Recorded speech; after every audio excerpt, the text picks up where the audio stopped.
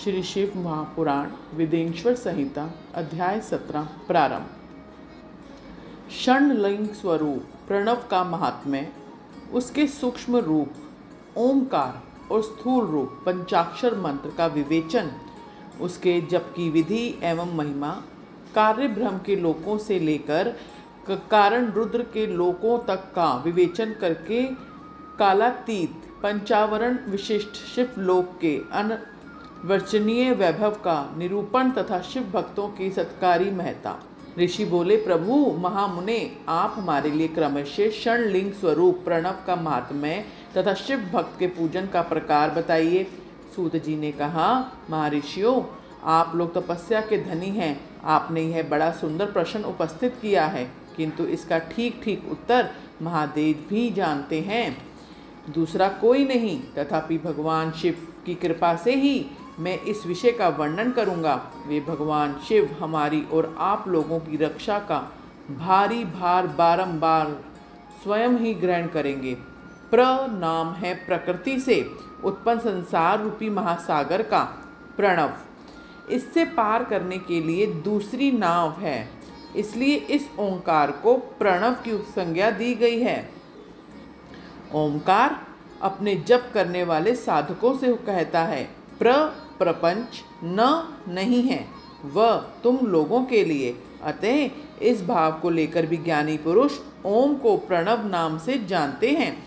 इसका दूसरा भाव यूं है, प्रकृषण न नेयत व यशुमानम मोक्षम इति वा प्रणव, अर्थात यह तुम सब उपासकों को बलपूर्वक मोक्ष तक पहुंचा देगा।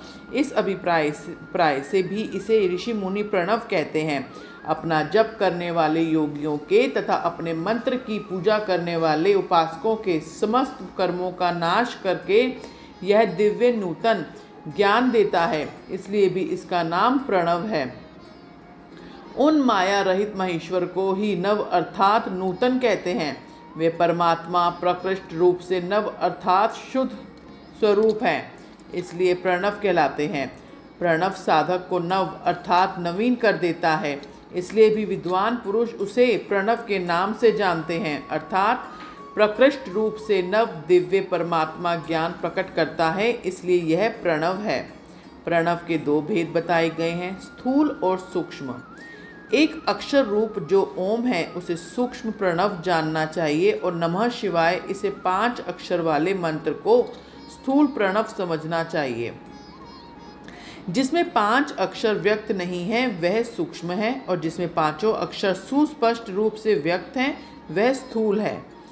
जीवन मुक्त पुरुष के लिए सूक्ष्म प्रणव के जप का विधान है, वही उसके लिए समस्त साधनों का सार है। दृष्टि में जब तक उसका शरीर रहता है तब तक उसके द्वारा प्रणव जप की सहज साधना स्वतः होती रहती है। वह अपनी देह का विलय होने तक सूक्ष्म प्रणव मंत्र का जप और उसके अर्थभूत परमात्मा तत्व का अनुसंधान करता है। जब शरीर नष्ट हो जाता है तब वह पूर्ण ब्रह्म स्वरूप शिव को प्राप्त कर लेता है। यह सुनिश्चित बात है, जो अर्थ का अनुसंधान ना करके केवल मंत्र का जप करता है उसे निश्चय ही योग की प्राप्ति होती है। जिसने 36 करोड़ मंत्र का जप कर लिया उसे अवश्य ही योग प्राप्त हो जाता है। सूक्ष्म प्रणव के ह्रस्व और दीर्घ के भेद 2 रूप जानने चाहिए, अकार उकार, मकार बिंदु नाद शब्द काल और कला। इनसे युक्त जो प्रणव है उसे दीर्घ प्रणव कहते हैं। ये योगियों के ही हृदय में होता है। मकार पर्यंत जो ओम है वह अ उ म इन तीनों तत्वों से युक्त है, इसी को ह्रस्व प्रणव कहते हैं। अ शिव है, उ शक्ति है और मकार इन दोनों की एकता है, वह त्रितत्व रूप है। ऐसा समझकर ह्रस्व प्रणव का जाप करना चाहिए। जो अपने समस्त पापों का श्रेय करना चाहते हैं उनके लिए यह ह्रस्व प्रणव का जप अत्यंत आवश्यक है। पृथ्वी जल तेज वायु और आकाश, ये 5 भूत तथा शब्द स्पर्श आदि इनके 5 विषय, ये सब मिलकर 10 वस्तुएं मनुष्यों की कामना के विषय हैं। इनकी आशा मन में लेकर जो कर्मों के अनुष्ठान में संलग्न होते हैं वे 10 प्रकार के पुरुष प्रवृत्त कहलाते हैं तथा निष्काम भाव से शास्त्र विहित कर्मों का अनुष्ठान करते हैं। वे निवृत्त कहे गए हैं। प्रणव पुरुषों को ह्रस्व प्रणव का ही जाप करना चाहिए और निवृत्त पुरुषों को दीर्घ प्रणव का, व्यायतियों का तथा अन्य मंत्रों के आदि में इच्छा अनुसार शब्द और कला से युक्त प्रणव का उच्चारण करना चाहिए। वेद के आदि में और दोनों संध्याओं की उपासना के समय भी ओंकार का उच्चारण करना चाहिए। प्रणव का 9 करोड़ जप करने से मनुष्य शुद्ध हो जाता है। फिर 9 करोड़ का जप करने से वह पृथ्वी तत्व पर विजय प्राप्त पा लेता है। तत्पश्चात पुनः 9 करोड़ का जप करके वह जल तत्व को जीतता है और पुनः 9 करोड़ के जप से अग्नि तत्व पर विजय पाता है। तदंतर फिर 9 करोड़ का जप करने से वह वायु तत्व पर विजय पाता है। फिर 9 करोड़ का जप करने से आकाश अपने अधिकार में कर लेता है। इसी प्रकार 9 करोड़ का जप करके वह क्रमशः गंध, रस, रूप, स्पर्श और शब्द पर विजय प्राप्त कर लेता है। इसके बाद फिर 9 करोड़ का जप करके अहंकार को भी जीत लेता है। इस तरह 108 करोड़ प्रणव का जप करके उत्कृष्ट बोध को प्राप्त हुआ पुरुष शुद्ध योग का लाभ करता है। शुद्ध योग से युक्त होने पर वह जीवन मुक्त हो जाता है, इसमें कोई संशय नहीं है। सदा प्रणव का जप और प्रणव रूपी शिव का ध्यान करते करते समाधि में स्थित हुआ महायोगी पुरुष साक्षात शिव ही है, इसमें कोई संशय नहीं है। पहले अपने शरीर में प्रणव के ऋषि, छंद और देवता आदि का न्यास करके फिर जप आरंभ करना चाहिए। अकार आदि मात्र का वर्णों से युक्त प्रणव का अपने अंगों में न्यास करके मनुष्य ऋषि हो जाता है। मंत्रों के 10 विध संस्कार, मात्र का न्यास तथा क्षण ध्वशोधन आदि के साथ संपूर्ण न्यास फल उसे प्राप्त हो जाता है। प्रवृत्ति तथा प्रवृत्ति निवृत्त से मिश्रित भाव वाले पुरुषों के लिए स्थूल प्रणव का जप का ही अभिष्ट साधक होता है। क्रिया, तप और जप के योग से शिव योगी 3 प्रकार के होते हैं, जो क्रमशः क्रिया योगी, तपोयोगी और जप योगी कहलाते हैं। जो धन आदि वैभवों से पूजा सामग्री का संचय करके हाथ आदि अंगों से नमस्कार आदि की क्रिया करते हैं और इष्ट देव की पूजा में लगे रहते हैं, वह क्रिया योगी कहलाते हैं। पूजा में संलग्न रहकर जो परिमित भोजन करता है, ब्रह्म इंद्रियों को जीत कर वश में किए रहता है और मन को वश में करके वर द्रोह आदि से दूर रहता है, वह तपोयोगी कहलाता है। इन सभी सद्गुणों से युक्त होकर जो सदा शुद्ध भाव में रहता तथा समस्त काम आदि दोषों से रहित हो शांति चित्त से निरंतर जप करता है, उसे महात्मा पुरुष जप योगी मानते हैं। जो मनुष्य 16 प्रकार के उपचारों से शिव योगी महात्माओं की पूजा करता है, वह शुद्ध होकर सालोक्य आदि के क्रम से उत्तरोत्तर उत्कृष्ट मुक्ति को प्राप्त कर लेता है। द्विजों, अब मैं जप योग का वर्णन करता हूँ, तुम सब लोग ध्यान देकर सुनो। तपस्या करने वाले के लिए जप का उपदेश किया गया है, क्योंकि वह जप करते करते अपने आप को सर्वथा शुद्ध कर लेता है। ब्राह्मणों, पहले नमः पद हो, उसके बाद चतुर्थी विभक्ति में शिव शब्द हो तो पंचतत्वनात्मक नमः शिवाय मंत्र होता है। इसे शिव पंचाक्षर कहते हैं। यह स्थूल प्रणव रूप है। इस पंचाक्षर के जप से ही मनुष्य संपूर्ण सिद्धियों को प्राप्त कर लेता है। पंचाक्षर मंत्र आदि में ओंकार लगाकर ही सदा उसका जप करना चाहिए। द्विजो, गुरु के मुख से पंचाक्षर मंत्र का उपदेश पाकर जहाँ सुखपूर्वक निवास किया जा सके, ऐसी उत्तम भूमि पर महीने के पूर्व पक्ष में अर्थात शुक्ल पक्ष में आरंभ करके कृष्ण पक्ष की चतुर्दशी तक निरंतर जप करते रहें।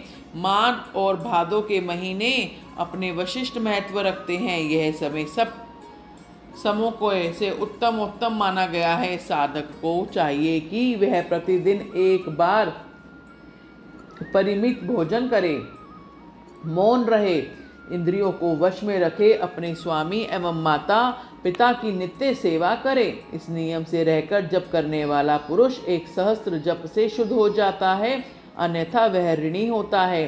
भगवान शिव का निरंतर चिंतन करते हुए पंचाक्षर मंत्र का 5 लाख जप करें। जप काल में इस प्रकार ध्यान करें, कल्याणदाता भगवान शिव कमल के आसन पर विराजमान हैं। उनका मस्तक श्री गंगा जी तथा चंद्रमा की कला से सुशोभित है। उनकी बाईं जांघ पर आदि शक्ति भगवती उमा बैठी हैं। वहां खड़े हुए बड़े बड़े गण भगवान शिव की शोभा बढ़ा रहे हैं। महादेव जी अपने 4 हाथों में मृग मुद्रा, टंक तथा वर एवं अभय की मुद्राएं धारण किए हुए हैं। इस प्रकार सदा सब पर अनुग्रह करने वाले भगवान सदाशिव आपका बारंबार समर्पण करते हुए हृदय अथवा सूर्य मंडल में पहले उनकी मानसिक पूजा करके फिर पूर्वाभिमुख हो पूर्वोक्त पंचाक्षरी विद्या का जप करें। उन दिनों साधक सदा शुद्ध कर्म ही करें, जबकि समाप्ति के दिन कृष्ण पक्ष की चतुर्दशी को प्रातः काल नित्य कर्म कर कर शुद्ध एवं सुंदर स्थान में शौच संतोष आदि नियमों से युक्त हो शुद्ध हृदय से पंचाक्षर मंत्र 12 सहस्त्र जप करें। तत्पश्चात 5 सप्तनीक ब्राह्मणों का जो श्रेष्ठ एवं शिव भक्त हो वर्ण करें। इनके अतिरिक्त एक श्रेष्ठ आचार्य प्रवर का भी वर्ण करें और उसे साम सदाशिव का स्वरूप ही समझें। ईशान, तत्पुरुष, अघोर, वामदेव तथा सकुजात, इन 5 के प्रतीक स्वरूप 5 ही श्रेष्ठ और शिव भक्त ब्राह्मण का वर्ण करने के पश्चात पूजन सामग्री को एकत्र करके भगवान शिव का पूजन आरंभ करें। विधि पूर्वक शिव की पूजा संपन्न करके होम आरंभ करें। अपने ग्रह सूत्र के अनुसार सुखांत कर्म के अर्थात परिसमूहन, उपलेपन, उल्लेखन, मृद उद्धरण और अभ्युक्षण, इन पंचभूत संस्कारों के पश्चात वेदी पर स्वाभिमुख अग्नि को स्थापित करके कुश कंडिका के अनंतर प्रज्वलित करके अग्नि में आज्य भागानंद आहुति देकर प्रस्तुत होम का कार्य आरंभ करें। कपिला गाय के घी से 11, 101 अथवा 1000 आहुतियां स्वयं ही दें, अथवा विद्वान पुरुष शिव भक्त ब्राह्मणों से 108 आहुतियां दिलाएं। होम कर्म समाप्त होने पर गुरु को दक्षिणा के रूप में 1 गाय और बैल देने चाहिए। ईशान आदि के प्रतीक रूप जिन 5 ब्राह्मणों का वर्ण किया गया है उनको ईशान आदि का स्वरूप ही समझे तथा आचार्य को साम सदाशिव का स्वरूप माने।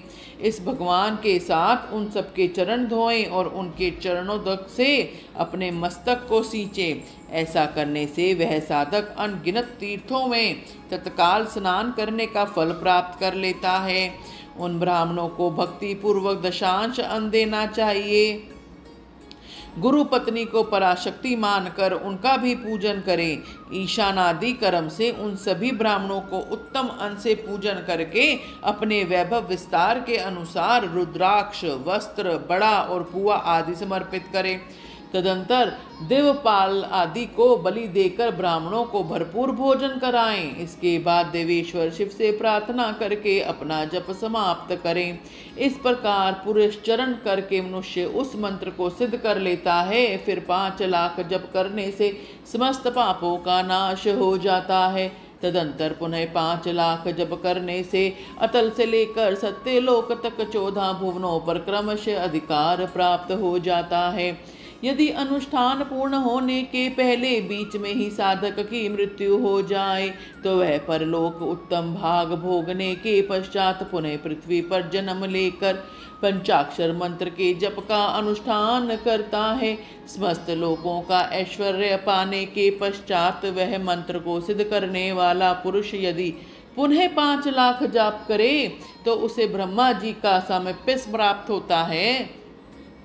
पुनः 5 लाख जाप करने से स्वरूप नामक ऐश्वर्य की प्राप्ति हो जाती है। 100 लाख जाप करने से वह साक्षात ब्रह्मा के समान होता है। इस तरह कार्य का सांजुन्य प्राप्त करके वह उस ब्रह्म का प्रलय होने तक उस लोक में यथेष्ट भोग भोगता है। फिर दूसरे कल्प का आरंभ होने पर वह ब्रह्मा जी का पुत्र होता है। उस समय फिर तपस्या करके दिव्य तेज से प्रकाशित हो वे क्रमशः मुक्त हो जाता है। पृथ्वी आदि कार्य स्वरूप भूतों द्वारा पाताल से लेकर सत्य लोक पर्यंत ब्रह्मा जी के 14 लोक क्रमशः निर्मित हुए हैं। सत्य लोक से ऊपर क्षमालोक तक जो 14 भुवन हैं वे भगवान विष्णु के लोक हैं। क्षमालोक से ऊपर शुचिला लोक पर्यंत 28 भुवन स्थित हैं। शुचिलोक के अंतर्गत कैलाश में प्राणियों का संहार करने वाले रुद्रदेव विराजमान हैं। शुचिला लोक से ऊपर अहिंसा लोक पर्यंत 56 भुवनों की स्थिति है। अहिंसा लोक का आश्रय लेकर जो ज्ञान कैलाश नामक नगर शोभा पाता है उसमें कार्यभूत महेश्वर सबको अदृश्य करके रहते हैं। अहिंसा लोक के अंत में काल चक्र की स्थिति है। यहाँ तक महेश्वर के विराट स्वरूप का वर्णन है। वहीं तक लोकों को तिरोधान अथवा लय होता है। उससे नीच कर्मों का भोग है और उससे ऊपर ज्ञान का भोग है। उसके नीचे कर्म माया है, उसके ऊपर ज्ञान माया है। अब मैं कर्म माया और ज्ञान माया का तात्पर्य बता रहा हूँ। माँ का अर्थ है लक्ष्मी। उससे कर्म भोग यात प्राप्त होता है, इसलिए वह माया अथवा कर्म माया कहलाती है। इसी तरह माँ अर्थात लक्ष्मी से ज्ञान भोग यात अर्थात प्राप्त होता है, इसलिए उसे माया या ज्ञान माया कहा गया है। उपयुक्त सीमा से नीचे नश्वर भोग है और ऊपर नित्य भोग है। उससे नीच तिरोधान अथवा लय है, ऊपर नहीं। वहाँ से नीचे ही कर्ममय पाशो द्वार बंधन होता है। ऊपर बंधन का सदा अभाव है। उससे नीचे जीव सकाम क्रमों का अनुसरण करते हैं, विभिन्न लोकों और योनियों में चक्कर काटते हैं। उससे ऊपर के लोक में निष्काम कर्म का ही भोग बताया गया है। बिंदु पूजा में तत्पर रहने वाले उपासक वहां से नीचे के लोकों में ही घूमते हैं। उसके ऊपर तो निष्काम भाव से शिवलिंग की पूजा करने वाले उपासक ही जाते हैं। जो एकमात्र शिव की उपासना में तत्पर हैं वे उससे ऊपर के लोकों में जाते हैं। वहां से नीचे जीवन कोटि है और ऊपर ईश्वर कोटि है। नीचे संसारी जीव रहते हैं और ऊपर मुक्त पुरुष। नीचे कर्म लोक है और ऊपर ज्ञान लोक है। ऊपर मद और अहंकार का नाश करने वाली नम्रता है। वहाँ जन्म जनित तिरोधान नहीं, उसका निवारण किए बिना वहाँ किसी का प्रवेश संभव नहीं। इस प्रकार तिरोधान का निवारण करने से वहाँ ज्ञान शब्द अर्थ ही प्रकाशित होता है। अधिभौतिक पूजा करने वाले लोग उसके नीचे लोकों में ही चक्कर काटते हैं। जो अध्यात्मकता की उपासना करने वाले हैं वे उससे ऊपर को जाते हैं। जो सत्य अहिंसा आदि धर्मों से युक्त हों, भगवान शिव पूजन में तत्पर रहते हों, वे काल चक्र को पार कर जाते हैं। काल चक्रेश्वर की सीमा तक जो विराट महेश्वर लोक बताया है उससे ऊपर वृषभ के आकार में धर्म की स्थिति है। वह ब्रह्मचर्य का मूर्तिमान रूप है। उसके सत्य, शौच, अहिंसा और दया ये 4 पाद हैं। वे साक्षात शिवलोक के द्वार पार खड़ा है। क्षमा उसी के सींग हैं, शमकान है। वह वेद ध्वनि रूप शब्द से विभूषित है। आस्तिकता उसके दोनों नेत्र हैं। विश्वास ही उसकी श्रेष्ठ बुद्धि एवं मन है। क्रिया आदि धर्म स्वरूपी जो वृषभ हैं वे कारण आदि में स्थित हैं, ऐसा जानना चाहिए। उस क्रिया रूपी वृषभाकार धर्म पर काल अतीत शिव आरूढ़ होते हैं।